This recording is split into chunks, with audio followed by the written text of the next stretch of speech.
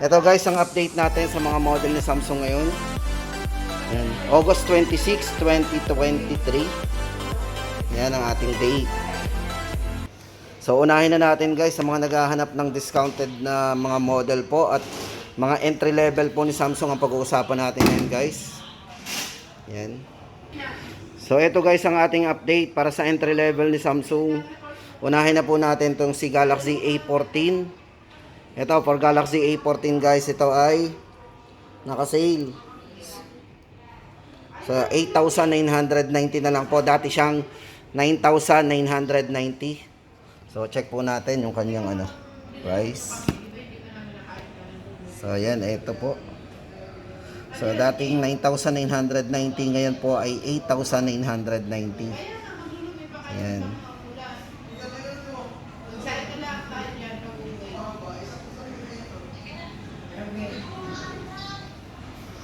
So yun guys, ito para sa kanyang design. Ito basahin natin guys. Ito ay naka-sleek and stylish design. Yan, Samsung Galaxy Premium. Mapapansin yung design niya. Then so meron siyang pattern. So yan, mapapansin nyo, tingnan natin. Naka-pattern po yung kanyang likod. Aesthetic pattern and texture. So high quality photography guys. Ito ay merong triple lens camera na 50 megapixel. So yan. Meron siyang 50 megapixel na triple lens camera. Yan, linaw. Sa back. So sa front guys, ito ay merong 13 megapixel na camera. So ganun siya kalinaw. So meron din siyang 5 megapixel para sa ultra wide angle. So kung gusto natin ng ultra wide, yan, 5 MP po yan. So ultra wide niya. So yung screen, size ng screen to 6.6 Full HD Plus na naka PLS display. Tapos 1080 times 2408 display resolution po yan. So yun guys ang ating update para dito kay Galaxy A14. Yan guys, lipat tayo doon sa 5G naman niya. Ito po yung ating update para kay Galaxy A14 5G. So yan. So ganun din guys, napaka sleek and stylish design din po yan. So Samsung Galaxy Premium. Tapos nakapaka smooth and texture finish. Yan. Check na natin yung kanyang finish. At syempre guys, ito, naka 5G na, syempre hyperfast 5G connectivity. So MediaTek 6833B processor po yung ginamit sa kanya, na octa-core processor, 2.2 GHz yung kanyang speed. Then high quality photography guys sa camera, meron siyang triple lens camera na naka 50 MP din. Para sa kanyang main camera, dito sa front camera guys, 13 megapixel din po yan. At dito po sa kanyang main camera, yan, 50 MP. Yan. At syempre, may macro lens siya na 2 megapixel. Yan, ang update natin. So guys, size ng screen ito, 6.6 Full HD display din yan na naka 90 Hz po ang kanyang refresh rate. Then side fingerprint para sa unlock po ng kanyang security unlock yan. So power din po ito ng Dolby Atmos, yan, surround sounds.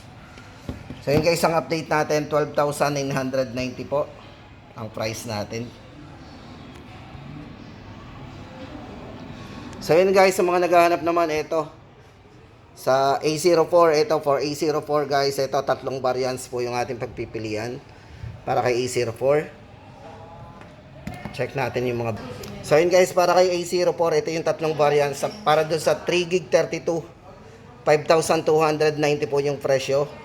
Para doon sa 4GB RAM 64GB, 5,990. At para naman doon sa 4GB RAM 128, so yung malaking internal memory, yun po ay 7,490. So yan ang ating update para doon sa tatlong variants na pagpipilian natin kay A04. Yan. So yan, para sa specs guys, check natin, lagay natin sa screen. At ito naman guys ang update natin para kay A04e. For that, you'll need to connect to a Wi-Fi network or install a SIM card first. Yan, A04e. So guys, ito dalawang variants din ang ating pagpipilian. For A04E, 3GB RAM 32, 4,790. At para naman doon sa kanyang 64GB, 3GB RAM 64, 5,290. So yun guys ang ating update ngayon kay Galaxy A04E. At ito naman guys, yan, 14,990 naman ang ating update. So, yan. Check po natin ang kanyang parameters. So yan. Ganda ng design nito guys ha. Naka-glossy finish and texture syempre. Ayan ha. Glossy. Large screen po, size ng screen to naka 6.5, Full HD Super AMOLED. Kung mapapansin, napakatingkad ng display niyan. 1080x2 340 display resolution. Then naka 90Hz na po yung kanyang refresh rate. Yan. Camera, 50 megapixel din po yung camera nito. Super linaw din. Check natin yung kanyang rear. Diba? Super linaw. So yan guys ang ating update para kay Galaxy A24.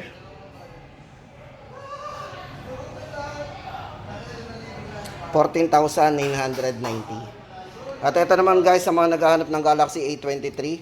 So yan guys, 13,990 po yung ating update dito. Yun nga lang, ito ay halos wala na pong stock talaga. Kasi may mga latest naman po tayong pagpipilian. So yung A24 na po yung latest. Yan. Pero kung sakali, ito po yung price niya, 13,990. At syempre guys, para sa 5G naman, naghahanap ng pinakamurang 5G, ito. Dalawang variants po, A13 5G. So ang isa po dito is 11,490. Ulitin natin, 11,490 para doon sa 4GB RAM 128. At para naman doon sa 6GB RAM po at 128GB, 12,490 ang presyo. So guys, ang pinakamurang 5G natin. So yun guys, sa ngayon, ito muna yung ating update para doon sa mga entry level ni Samsung. Sa mga naghahanap ng budget, ito na po yun, ang ating update ngayon. August 26, 2023.